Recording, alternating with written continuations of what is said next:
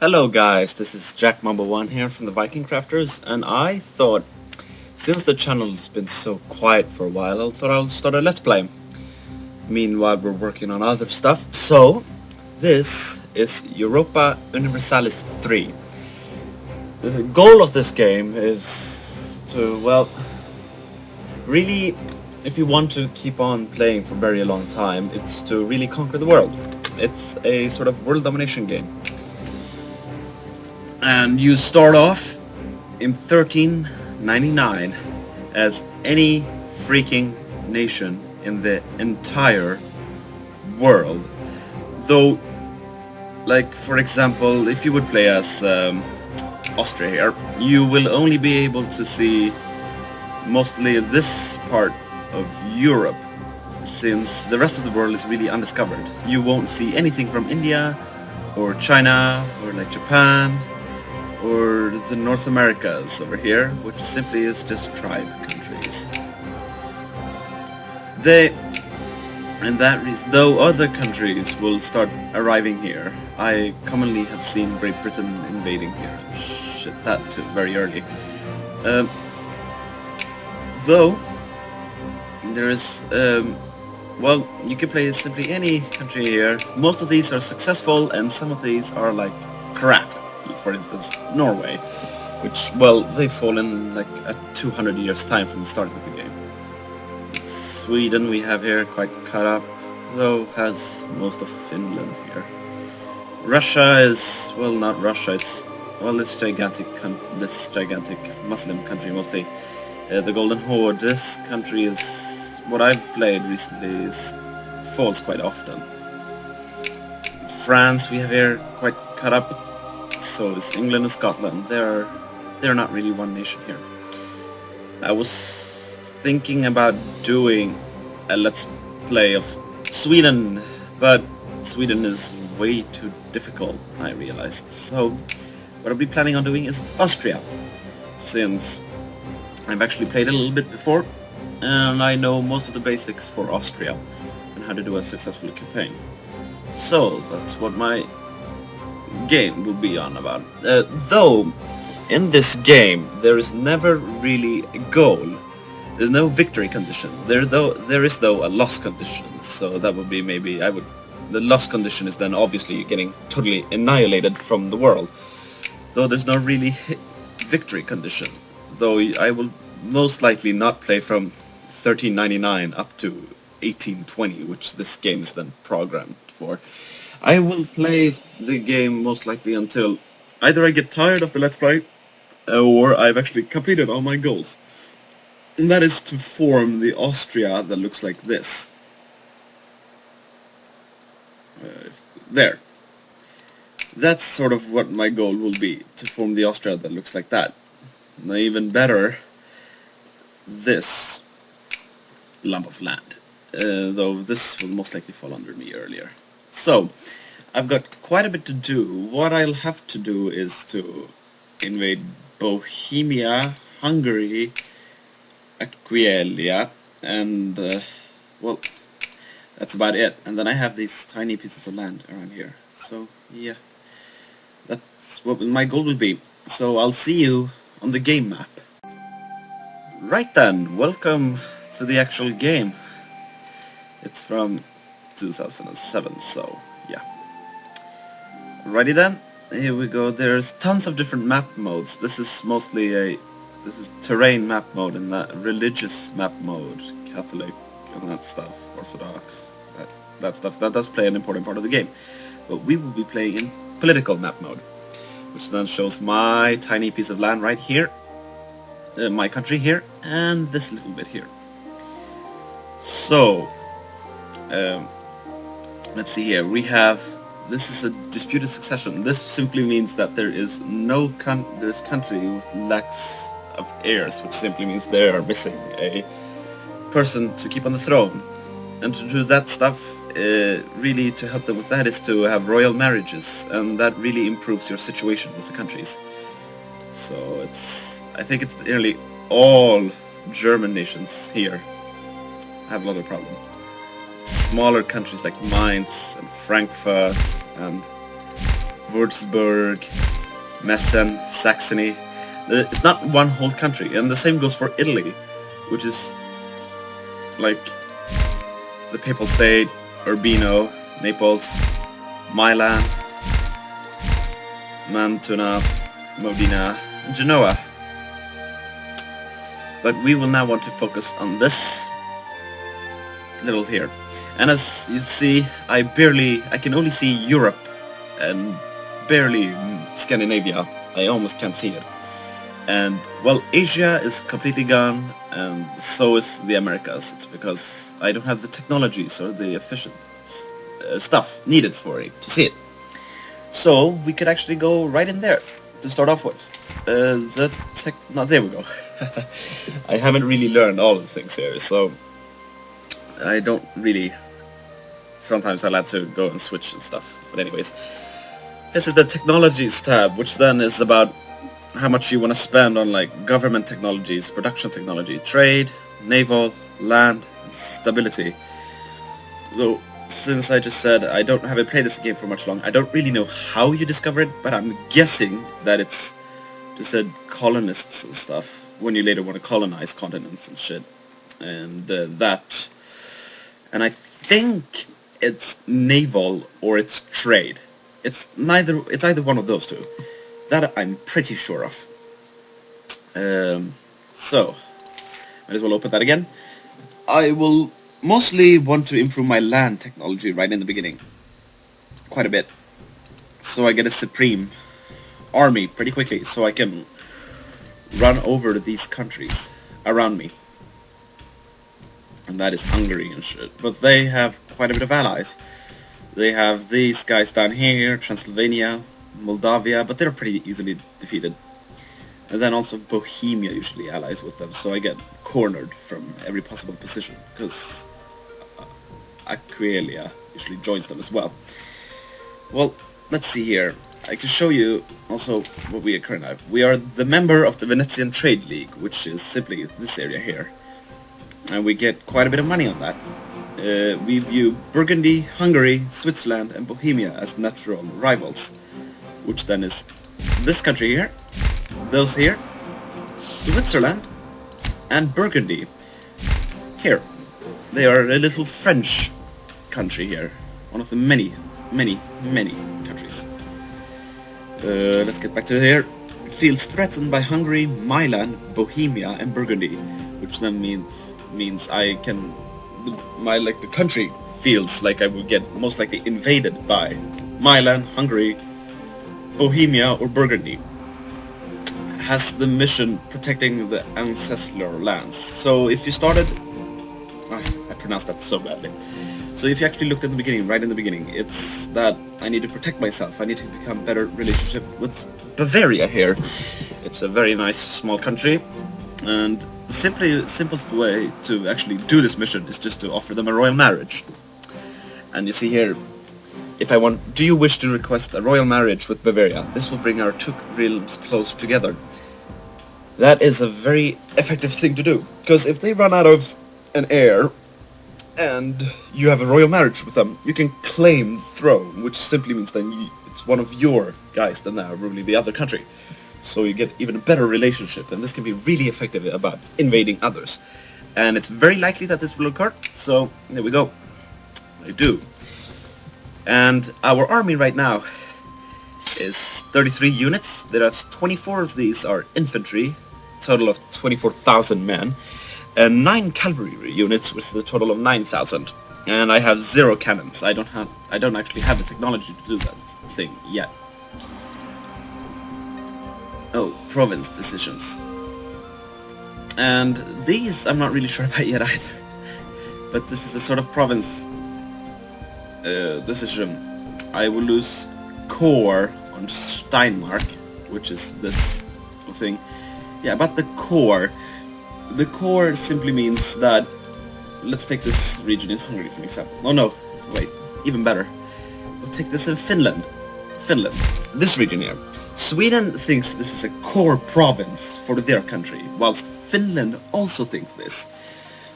Which technically means if Finland would rise, Sweden and Finland will be at war constantly, really constantly, because Sweden would want to conquer this, whilst Finland would also want to have it. The same thing goes with Jämtland here, which is Norway considers to be theirs and Sweden considers to be theirs also. Gotland, though, is Denmark, the Teutonic Order, and Gotland itself. The Teutonic Order is this knight country right here. In the beginning, I am not that very strong. I have like this... Well, I'm pretty strong actually. I have a 33 unit army. So I'm starting to think... I've split up most of the army in the beginning, so I can bet better defenses around my borders. And yeah. And I'll have to recruit some units over here, because there's no way I'm going to be able to march through all the way through Switzerland right in the beginning. They don't usually allow me to do that. So, when it comes to recruitment, I can show you that too. I could, right in the beginning, recruit Latin medieval infantry or Latin knights. This up here is what is called the manpower, which is the total amount of men I can use to recruit in the army. And this is what I have in money amounts. So, I can start recruiting some here. I'll go with 2, 3, 4, and then 2 of these. So I have 6, should have 6 regiments in total. And now I have 83,000 instead of 85,000 manpower. It goes down pretty slowly, so I have tons of manpower I can use, and I have quite a bit of money right in the beginning, so I can recruit really big armies, and then it's just to invade these.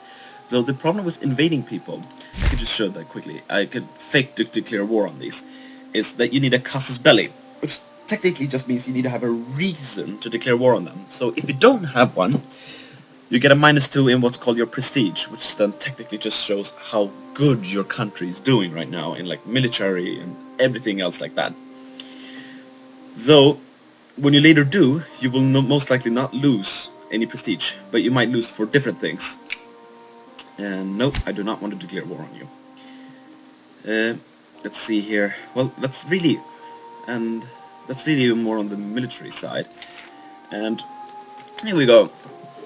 Here's my government slider, and this is domestic policies, which then technically means how I want to rule my country. Aristocracy, I can become more aristocracy, or free subjects, or serfdom, centralization, or decentralization. And there's lots of other things. I'm thinking about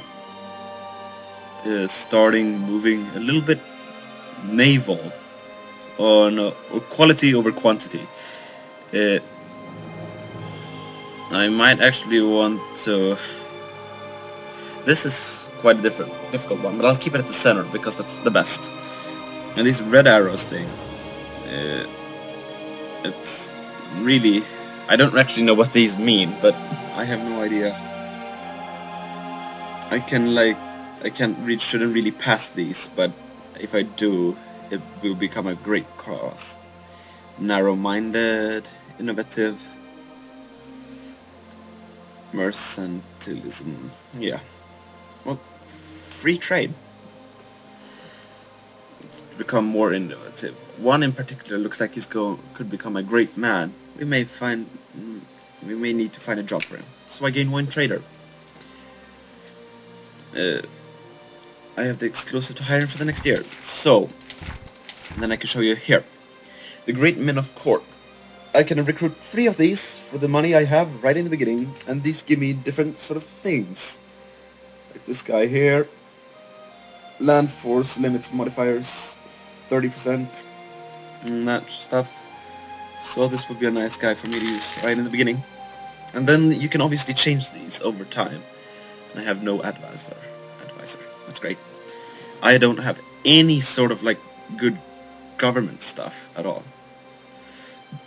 Right in the beginning, I have so different government tech investment.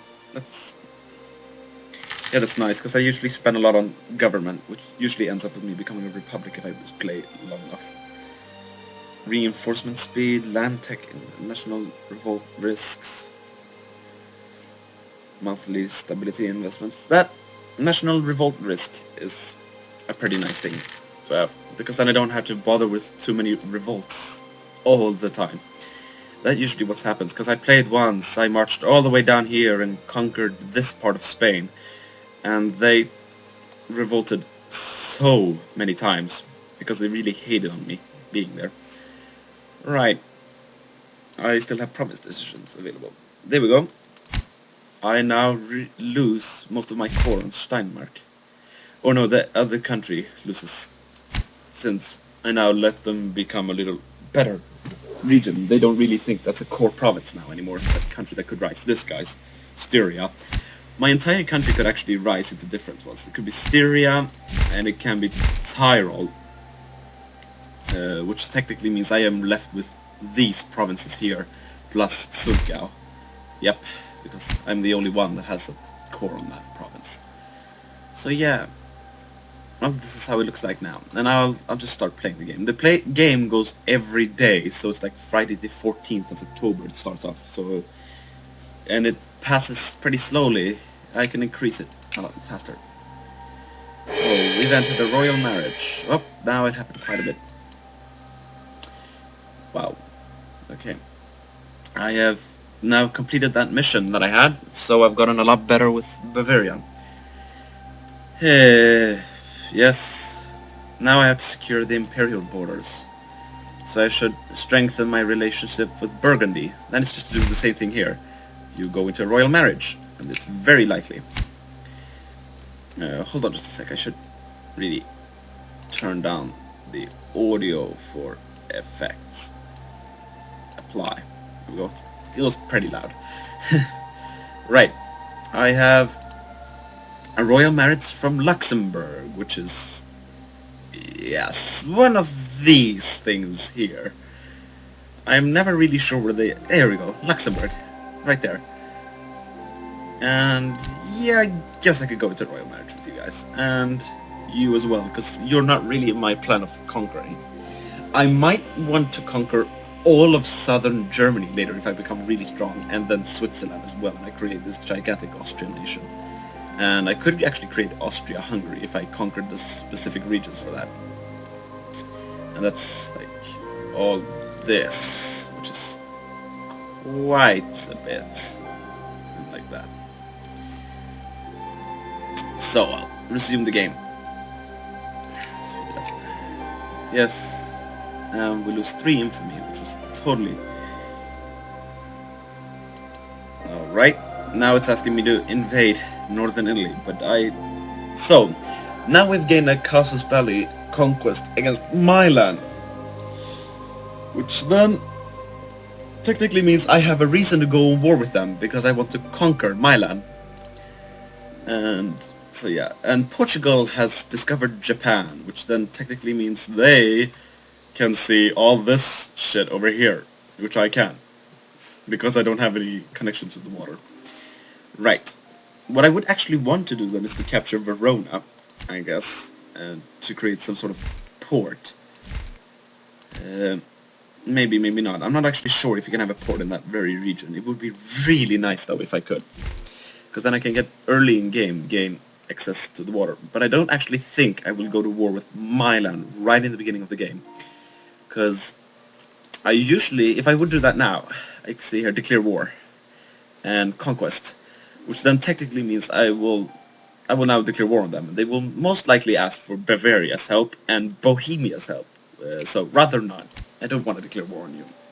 Since I personally myself don't have any allies at all, I might ally with Poland and then maybe Lithuania as well to get good allies against Hungary and Bohemia, because that becomes really easy then to invade, because then I got a country that's like attacking them both, because Poland does usually become pretty powerful and then invades them, because they usually invade Macedonia, and that, yeah, they're already at war with Poland, Moldavia and Lithuania, and that escalated really quickly.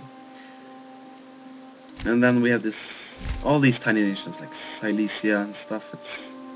It's way too many, really. Salzburg is now a part of modern-day Austria, which then when I've tried to be playing is trying to invade them, but then I never really get a casus belli against them, and if I would declare war on them, like all of Eastern Europe would have gone to war with me, which is then is not really nice. So I'll resume the game to speed it up a little bit. Here we go. Oh, a royal marriage from Tuscany, which is this little country here. There. That country there. Of course. They can become effective against Milan, because Milan has split territory down here. And I might unite Genoa to invade them too, if I get them as allies. So, let's see here. Let's see, I can offer a trade agreement with Castile. Okay, you don't want one. That's fine. Württemberg, you want a trade agreement? Yes, you do. And, well, you... get back here, I can't do anything. Yes, I've signed a trade agreement. And we've got more royal marriages. One from Montenegro, that's totally okay. And Ansbach, which I'm... This is not Augsburg. Ansbach, I don't actually know where I found it, but now I've forgotten where it is. It's somewhere in this gigantic mess. But I don't actually know where in the gigantic mess it is. So, well, I'll just accept you. You probably won't come in my way. If you do, I'll just... Oh, there you are. No, you're just outside my, like, area that I want to conquer. Right, I'll split you in half, and I'll send you to protect Trent, actually. Because I need some guys down in Trent. Oh, more royal marriages. I seem to only get royal marriages. Ferrara, that's a country down here. Except... of Achaea. I don't know where that country is, but oh well. Yes, Württemberg. And here's what Sweden usually does. They always do this in the beginning. They send an insult to Denmark. That's all they do until they declare war on Norway and then literally get fucked over, which is really embarrassing though. Alright then, I'll just resume the game. Oh, for crying out loud. No. Lorraine. No, I don't actually want to. Messen. No. Thuringia. You could become an effective ally against... These guys could become an effective ally against Bohemia. The Palatinate. Well, yeah, they're here. Now, let's see here. And also, what Austria is part of is the Holy Roman Empire. Oh! I never knew this. Oh, well, how interesting. I'm actually the leader of the Holy Roman Empire, which I had not guessed. Which technically means I rule, I am the Grand Emperor of literally all this. All this here. I'm the Grand Emperor of all that, all these countries. So I can do all these different choices if I wanted to. My imperial authority is like 20%, which isn't that much actually. Let's see here. And then I have all these different choices I could do, but I can't actually do them because my imperial authority is too little, and I need a global flag for this one, and I need to do tons of different shit. Right, I could... Now this is all the electors, which means I think is the strongest countries of these, which surprisingly enough is all these tiny shit countries everywhere in Germany. Cologne wants to vote for Burgundy. Mainz votes for Burgundy. Trier votes for Burgundy. Bohemia wants to become itself the electorate. Brandenburg is voting for Luxembourg. Well, it's because they like each other very much. The Palatinate is voting for Burgundy, and so is Saxony. Well, yeah, no one really likes me, it seems like. You usually can get very popular, and then, well, I usually go to war a bit too much, and then I get really unpopular and loses it. So really, I'm the grand country of all this shit. So, resume. I really want some allies, though, because I need allies to go to war. So, I've actually been allied with Portugal once, so I want to offer an alliance to you guys. So, Portugal has accepted my military alliance, and I've gained casus belli against Connacht and France. The alliance casus belli, which then means simply that Portugal is at war with these guys, I'm guessing, or they're just allies, or they're enemies, simply. Yeah, at war with Connacht and at war with France, which then means I can join in their war against France and Connacht. And Connacht, I think... No, that was Armagnac. I don't actually know what Connacht is. It's one of these really... Same country. Oh, it's... They control spit territory.